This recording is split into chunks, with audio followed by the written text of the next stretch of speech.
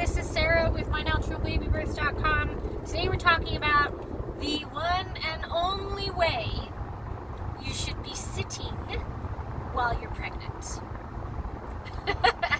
So, do you ever see a pregnant mom and you see her cross-legged, like one leg literally over the other, because it's ladylike? Maybe she has a skirt on, she wants to be properly, sit proper. That is the worst thing, the worst way you can sit when you're pregnant. Because you're literally teaching your hips, your pelvis, and your whole area down there to tighten and close up, which is the exact opposite of what you want to do. This 6, 7, 8 pound thing, your dear little baby, needs to come out eventually. And the looser, more open, more relaxed that vaginal birth, your vagina, your birth canal, and all the bones, your sit bones, the more relaxed they are, the more open they are, the more space that baby has to come through. The faster that baby's going to come through because everything moves out of the way. But if you are constantly sitting cross-legged, one leg crossed over the other, closing off your legs, you're literally fighting against what your body's trying to do. So, the best way to sit as a pregnant mother is to actually sit.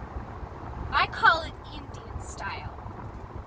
The kids nowadays call it crisscross applesauce.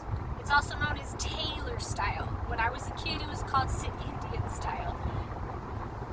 And it's where if you're sitting on the ground, your legs are crossed with your knees open and out, and your ankles crossed over each other, kind of like at the start or end of a yoga routine. You don't even have to cross your ankles, your feet can be touching, but your knees are out and up. I call this Indian style, Taylor style, crisscross applesauce. That is how you want to sit. It's similar to how your hips open up when you're squatting, if you plan on squatting for birth. We have another recent video all about squatting if you'd like to check that out too. Now, why do you want to sit this way?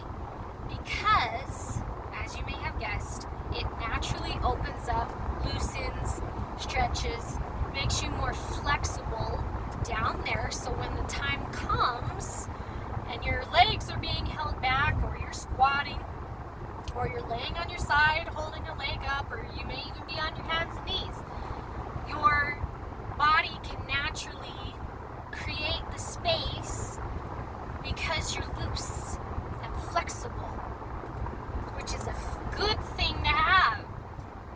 So, okay, Sarah, how do we do this? How do we sit cross-legged all the time? That's impossible. Like, I'm driving right now. I can't sit cross-legged right now. I can't sit cross-legged in a meeting. I know it's not possible in every single situation. But here are some ways that you can, tips I've got to incorporate this as much as you can in as many situations as you can. Obviously, when you're at home, you can sit on the floor while you're doing the laundry, sit Indian style on the floor. When you're, many times when I was, during my first pregnancy, even eating dinner, I had a little tray and I sat on the floor so I could open up and get used to. I wasn't that flexible yet, so I took every opportunity I had to sit Indian style on the floor. Obviously, when you're at home, you can do that. Make sure that you're wearing clothes that allows you to sit that way easily.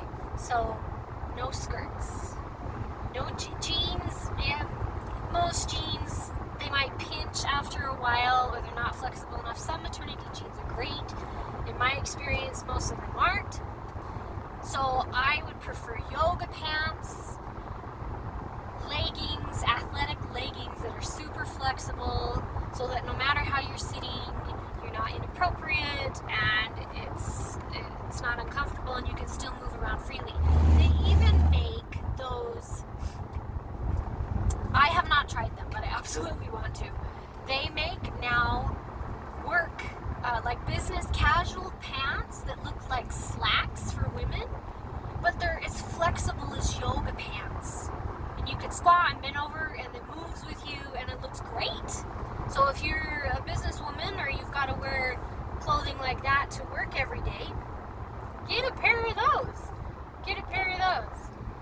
then you've got the best of both worlds. Now, when you are sitting, say you're in the car like I am, or you're at your desk, or you're at a meeting, do the best you can to even just prop one leg up. So you can sit on your foot, sit on your ankle. Sometimes I take my leg right here and I prop it up next to the door.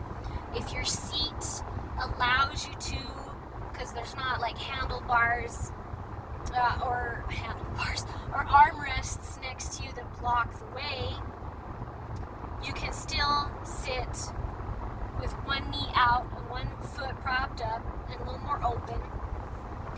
When, say, you're in church and you're sitting on a bench or a pew, that's a lot easier and works okay that way.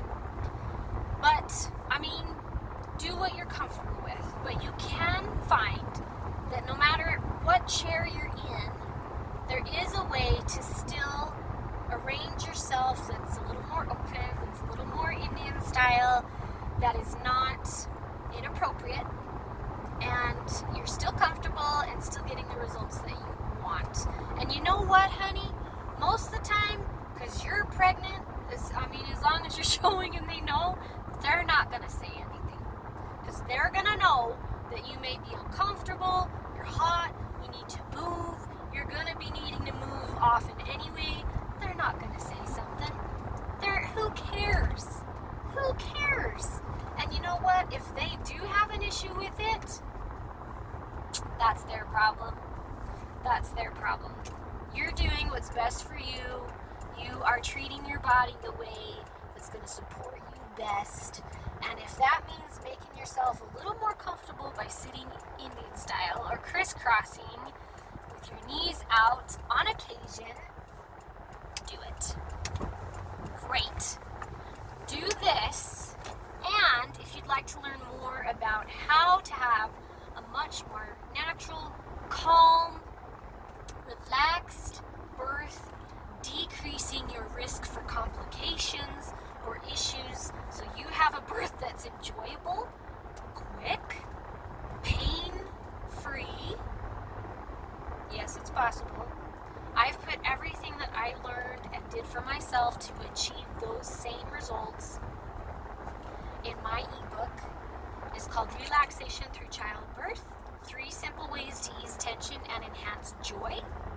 And you can get a copy of that at mynaturalbabybirth.com/ebook.